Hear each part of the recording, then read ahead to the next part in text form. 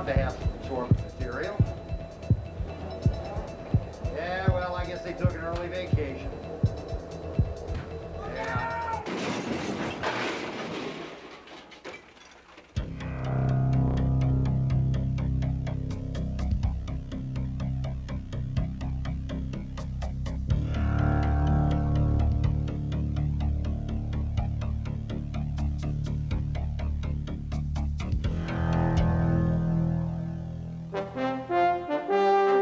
Minimizing loss, searching for clues, finding causes, striving for prevention. Pieces of a puzzle that must be assembled to prevent future accidents. Some companies waste valuable resources by overlooking key pieces of evidence, making their investigations seem to be negative and reactive. However, as an investigator, you will have the valuable opportunity to identify information that creates positive, proactive results. I'm Don Harrison. Today, we'll look at techniques that you can use to improve your organization and stop unnecessary loss through effective accident investigation. Let's go back to our scenario. This accident could have been prevented.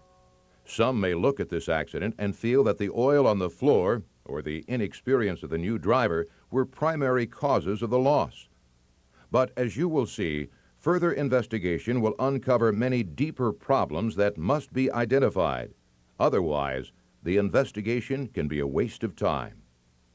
After the accident, when the injured are cared for and secondary accidents are prevented, evidence from the accident must be collected to identify details needed to keep accidents from happening over and over again. A simple method for gathering information can be summarized in a system regarded as the 4 Ps: position evidence, people evidence, parts evidence, and paper evidence. The first P, position evidence, includes the position of people, equipment, materials, and the environment. Of the 4 Ps, position evidence is most fragile, and it can easily change or be moved. Let's turn back to our scenario to demonstrate the criticality of position evidence. Suppose the response to the accident was inadequate. Watch the scenario and identify how the removal of key pieces of evidence can hinder a successful investigation. All right, people, let's look alive. We got an ambulance coming. Clear this stuff out of the way. We're going to take these boxes out. Don't move this. Okay. We're going to take these boxes out. Don't move this. Okay. Guys. My leg, please.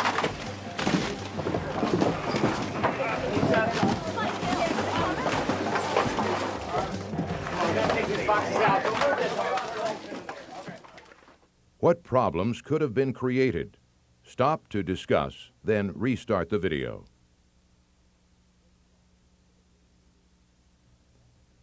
In the scenario, many pieces of evidence were removed which could reduce the chance of finding the important information.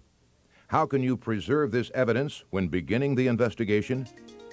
Drawing sketches and maps and using photography are common methods for preserving position evidence. They help other people visualize what happened. Sketches record important information. The location of people involved and of key facilities and equipment can be noted with simple sketches of the site. These don't have to be detailed drawings. A simple sketch takes only a few minutes. Keep the sketch simple. Include only key items that are factors in the accident. Label them clearly. Photos of accident scenes can be useful to illustrate reports and save time in writing. Photograph the scene from all sides and use a long, medium, close-up sequence. First, take a photo to show the general scene. Then move in to show the equipment or workstation. Then get a close-up of the deficiency or damage you want to show. Put a pencil or other object of known size in the close-up to give correct perspective. This method lets pictures tell their own story. Ensure that you make notes about each picture, why you took it, and what the focus of attention is. Now let's take a look at how using the technique of preserving position evidence can improve your investigation. In this scenario, you will be shown 4 angles of the accident scene. Draw a sketch of what you feel is important position evidence. Replay this section of the tape as often as needed.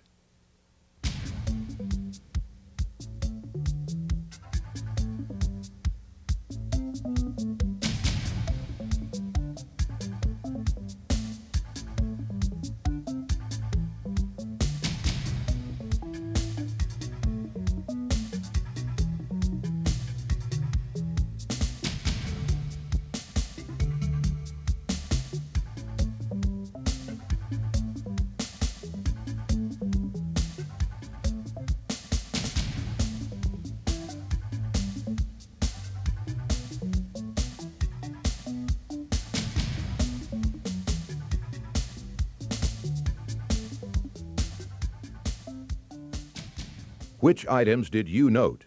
Stop to discuss, then restart the video.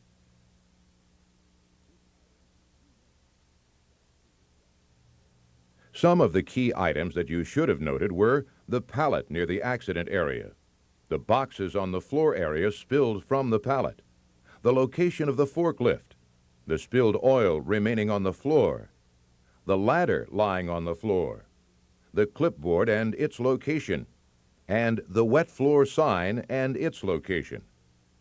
No matter how insignificant these pieces of evidence appear to be, when combined with other types of information, each piece could hold a key to what happened. Now that the position evidence has been captured, let's look at the second P, people evidence. Witnesses are people who know something related to what happened. Some people are eyewitnesses who saw the accident happen. Additional witnesses may be people who designed facilities, ordered materials, trained operators, and others. Start by interviewing the eyewitnesses and the people involved. These are the most likely to know the details of what happened. Our memories, as well as our willingness to talk, can be affected by the way we are interviewed. To demonstrate how an inadequate approach can affect the evidence, let's go into another dimension. Watch what could go wrong if Dave were to use poor interviewing techniques with Chris, who claims to be an eyewitness. Identify weak points in the interview that could hinder the evidence if this approach were to be used. Well, I really hate that the accident happened, but I couldn't believe my eyes. I turned around the corner, looked back, and Lisa, the inspector, was hanging from the rack. Not just climbing, hanging from the rack. Then Bob, the new forklift driver, comes around the corner flying. Look, I gotta get some information for this accident investigation, and it can't wait. Okay. Well, what's the tape recorder for? Well, it's for the investigation. Now, look, you know and I know who messed up here, but let's go through the formalities. Now, just verify a few things for me. Well, I was just... Now, wait a minute, hold on, let me finish. Now, you did see that puddle of oil near the accident scene, right? Yeah. Yeah, I thought so. Now, Bob, our new guy, he just slid right through that puddle, didn't he? Well, I guess he did. Yeah, I knew it. He was probably trying to show off for Lisa. Man, I knew that kid was going to be trouble. Maybe, but I think Lisa was climbing on the rack when she got hit. No, Lisa's not that stupid. Well, I guess we can forget about our safety bonuses this year. Can't wait to see whose head rolls over this one. What went wrong? Stop to discuss, then restart the video.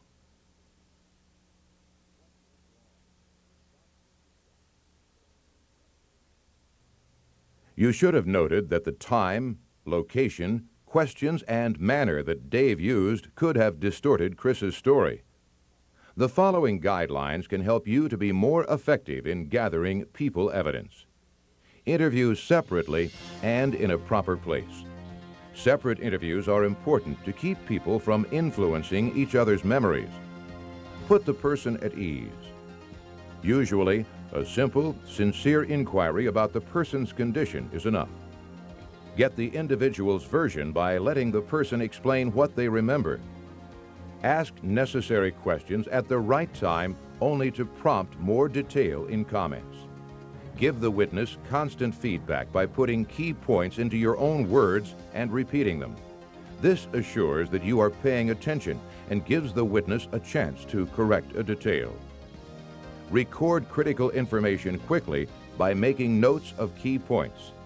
Avoid using recorders unless there are compelling reasons for using them. They make people uncomfortable.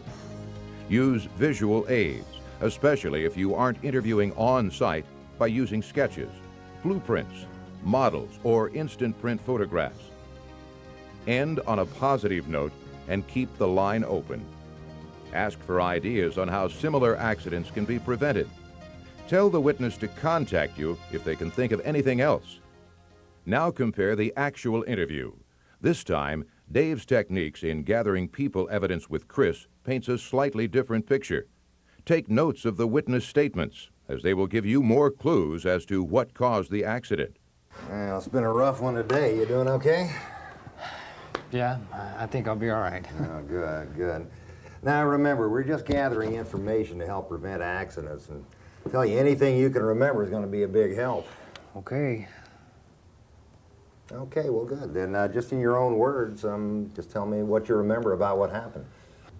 Lisa was inspecting some of the shipping labels that were on some of the boxes that were located on, I think, level 2 of rack 21. I walked by and she grabbed me and said, you know, can you see some of these numbers that are on one of the boxes, because it's too high for me to see? And I said, well, I can't see them either, but you know, let me get you a ladder. And she said, no, let me climb up on the rack. And I said, no, let me get you a ladder. It's not very safe for you to do that. You might get hurt.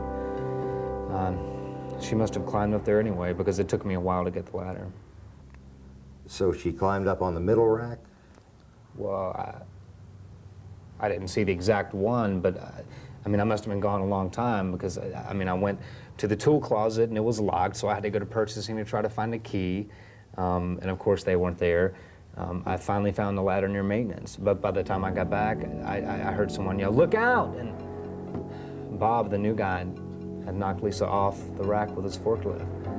I mean, I tried to get over there as fast as I could. I got the boxes off her leg. I mean, she was in a lot of pain.